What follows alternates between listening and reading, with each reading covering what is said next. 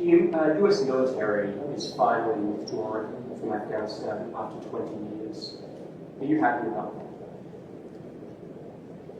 that? Happy in one way, because there was never going to be any military solution in Afghanistan. Anxious that they are leaving.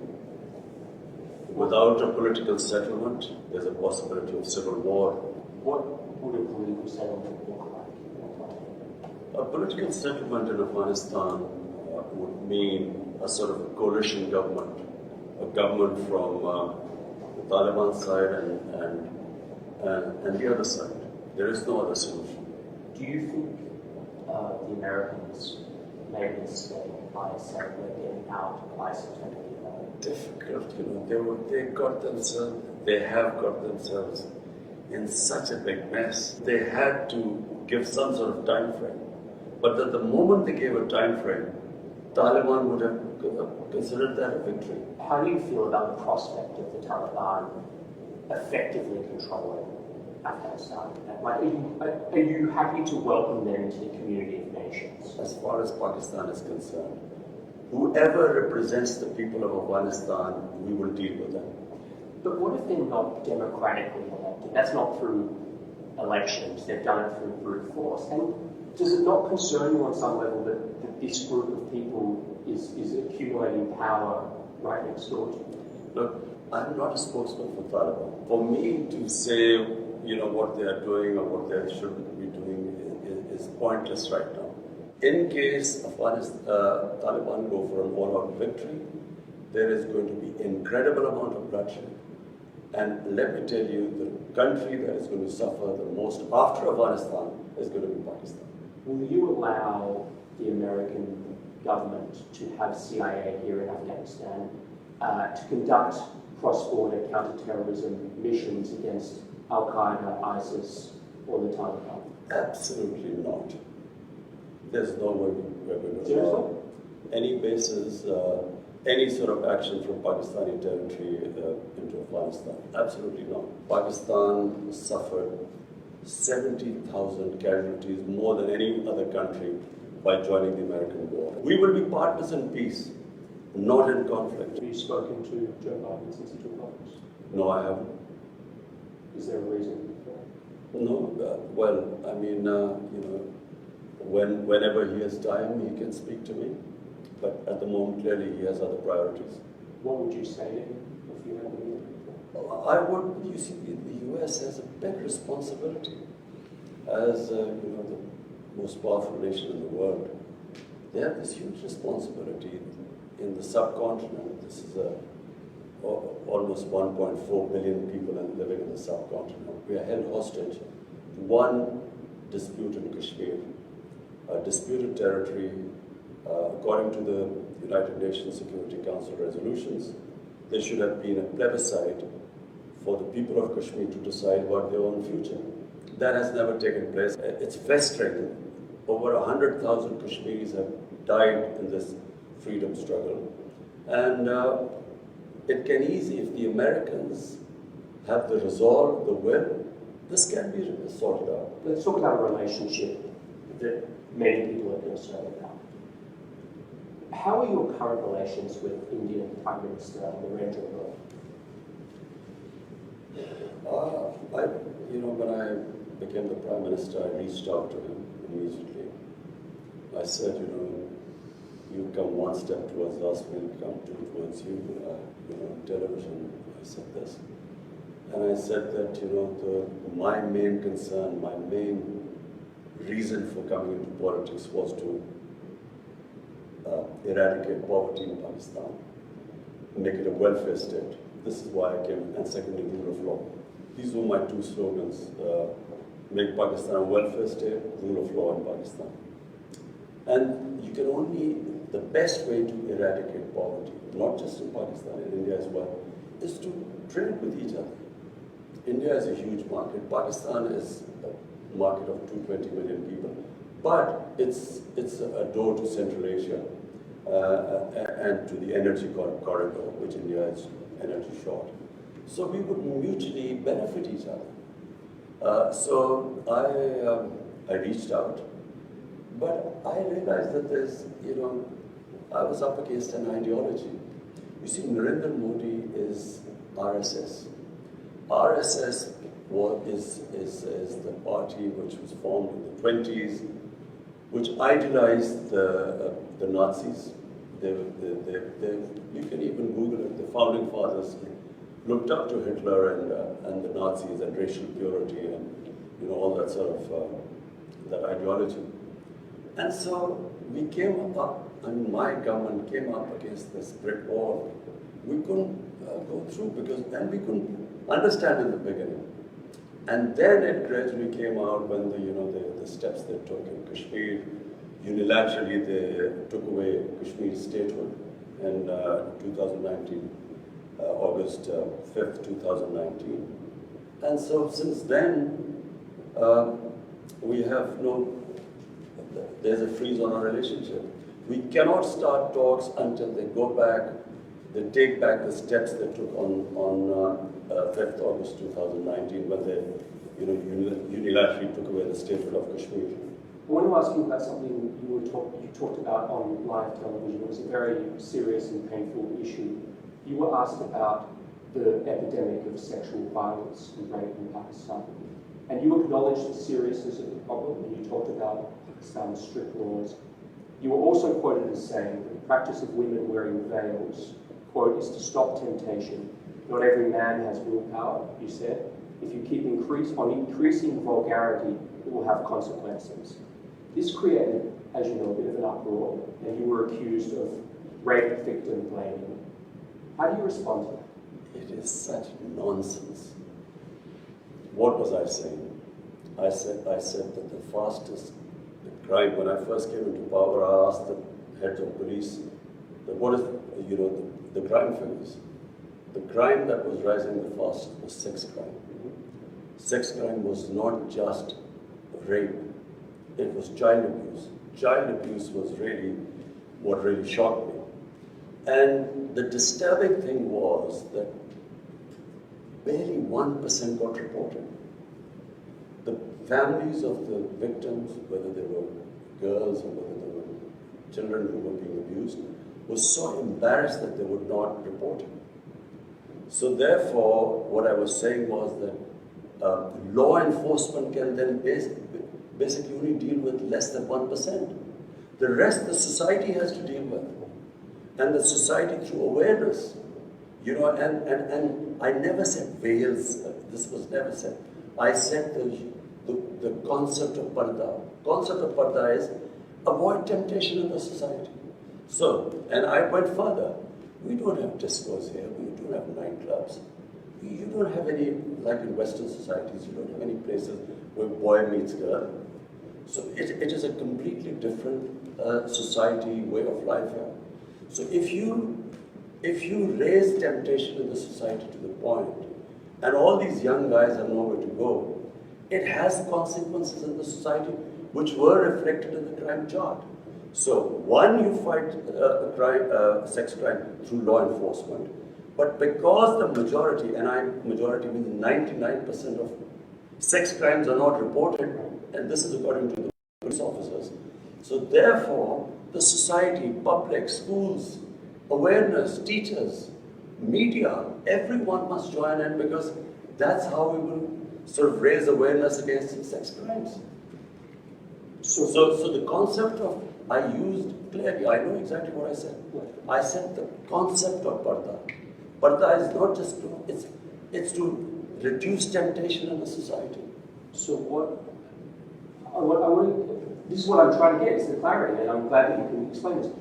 What are the forms of temptation that need to be curtailed to stop the rise of rape? For one, and remember, rape is less. Okay, sexual violence. What are the forms of temptation? So child abuse is much more than rape. Okay.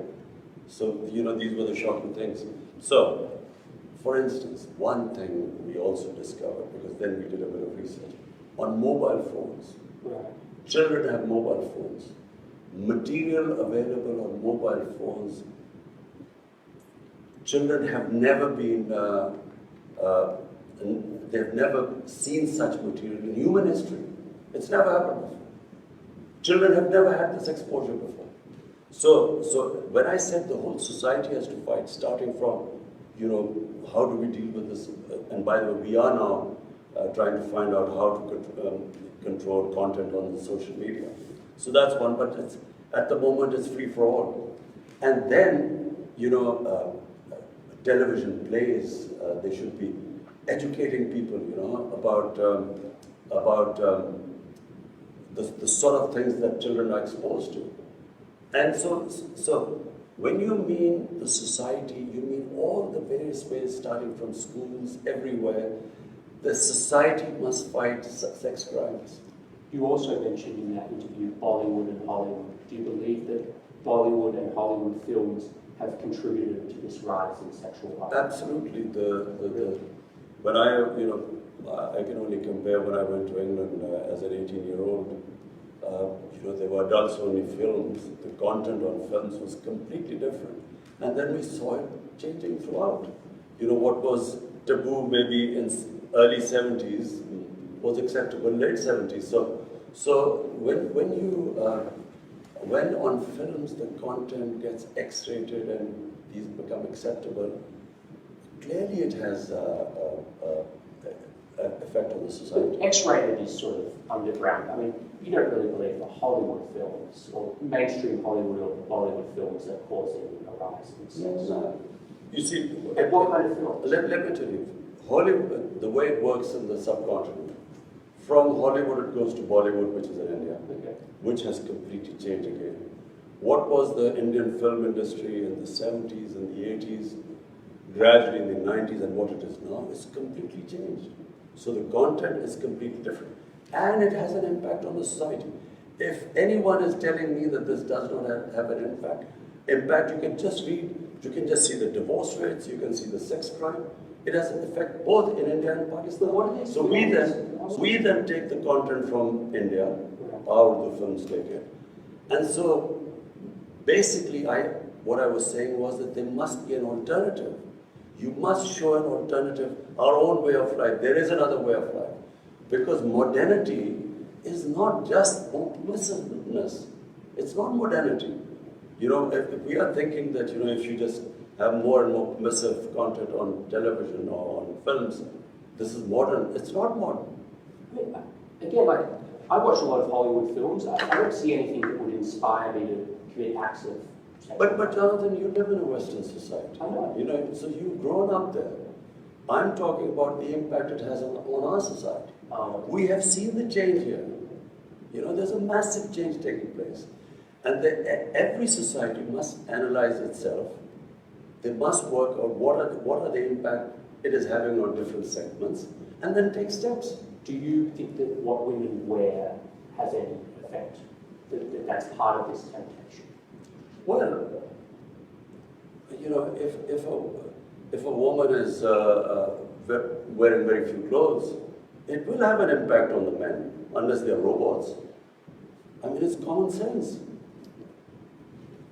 Yes, but is it really going to provoke acts of sexual violence? It depends which society you live in.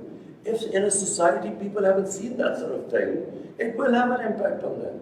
If you grow up in a society like you, maybe it won't on you. So, I'm not talking... Jonathan, you must understand, this is this problem we face. This cultural imperialism, whatever is in our culture, must be acceptable to everyone else. It's not. Every culture is different. And therefore, when you introduce things in a culture, it has different impact there. But forgive me, when you were a cricket star, you were seen as a playboy, there were photos of you with your shirts off in your bedroom. It's a bit rich. Jonathan, this is not about me. It's about my society. Don't you feel like it's a bit rich for you to say this? Jonathan, listen, it's about my society. My priority is how my society behaves, what reactions are caused in my society. So when I see sex crime going through the roof, it's not just me. We bring people, sit down and we discuss it from different sectors of the society. We sit down, we discuss how we're going to tackle this. We have a problem. Now, are you going to tell me that I'm going to sit back and say, okay, we have this rising sex crime, but because of Australia, it doesn't have any impact, so we should do nothing about it. It is having an impact in my society. We have to do something about it. It doesn't mean what Imran Khan did 40 years or 50 years ago, so it's hypocrisy. This is absolute lunacy what you're talking about. It's absolute nonsense. We have a responsibility. I, as a Prime Minister, have a responsibility. When a sex crime takes place, when a child is abused, he's traumatized for life. We have to do something about it. One thing that is striking to me coming here is in America we have about 100 million more people than you, not so much more. 600,000 Americans have died of COVID. Your country, as I understand, something like 20,000, 25,000. You've done objectively vastly better than the United States with COVID. Why? Well, first, as someone who believes in God, we are very thankful because there's so much you can do, and then there's something which is the twilight zone, which is beyond you. So you can only try your best. So what happened? When we saw these people ending up in hospitals, COVID raging through Europe, Spain and Italy were the first two countries where you saw hospitals full. There was a big temptation in Pakistan by all other politicians, leaders, opposition, that we should clamp down, we should total lockdown like it was happening actually. And so, even though I kept asking what will happen to our poor people who are daily wages, 70%, 75% of our workers are in the informal economy.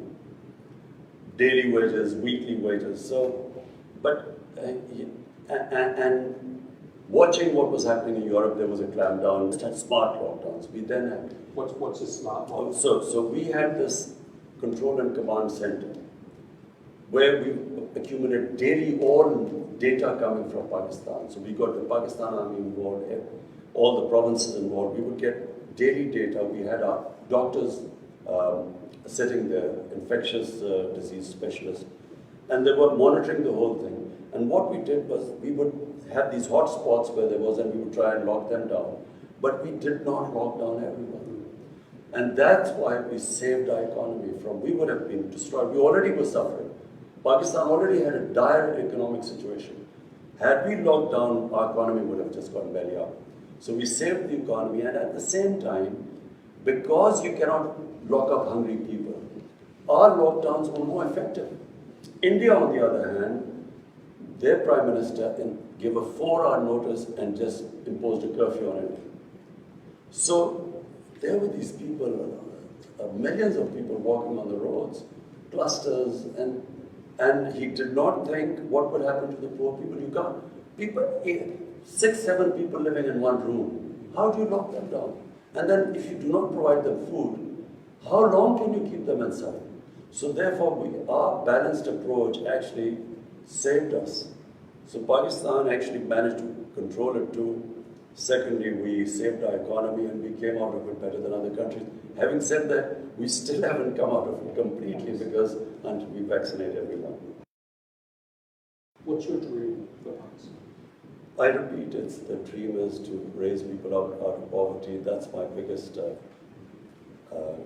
which is why I think what China has done is brilliant, and we've studied all the steps they took for people to get out of poverty. So that's number one. There's nothing worse than poverty in a society. Everything else is secondary. And then is rule of law. And rule of law is very important because, in my opinion, the countries remain poor because they don't have rule of law. There's a very interesting report by the Secretary General, UN Secretary General's fact-eye panel. And this investigated what is happening, the flight of capital from developing world every year. From these poor countries, $1 trillion moved towards Western societies and towards Western capitals and offshore accounts. So this is and it happens because there's no rule of law, because the powerful can use the system and siphon off this money. Your predecessor did that. The two families that basically ruled Pakistan for 30 years. I mean, they've just taken billions of dollars out of Pakistan. So when this huge amount of money leaves the country, that money could be spent on human development, reducing poverty, on infrastructure, all the ways that you can create wealth. So not only do you get impoverished because that money is taken away, but then they buy dollars to take it out. So it impacts your currency. And when it impacts your currency, when your currency devalues, it raises poverty because it causes inflation. So two things. One is steps taken to reduce poverty, make Pakistan a welfare state. And secondly, to bring the powerful under the rule of law. I want to ask you about one more subject, which is climate change. Pakistan suffers from climate change in a way that I think people in America couldn't begin to understand. Like, you are in the cauldron, almost the ground zero of climate change. Help an American watching this, there's going to be a lot of Americans watching this, help them understand what the stakes are for this issue and what needs to change in your mind. Well, for Pakistan, you see, for the Americans to understand why it is critical for us that the world moves to fight climate change. 80% of all the water in our rivers come from our glaciers, which are in the mountains, Himalayas, Karakoram, the mountain ranges. And if the temperature keeps rising at the rate it is, our glaciers are melting. I was talking to the president of Tajikistan, which is on the other side of the mountains.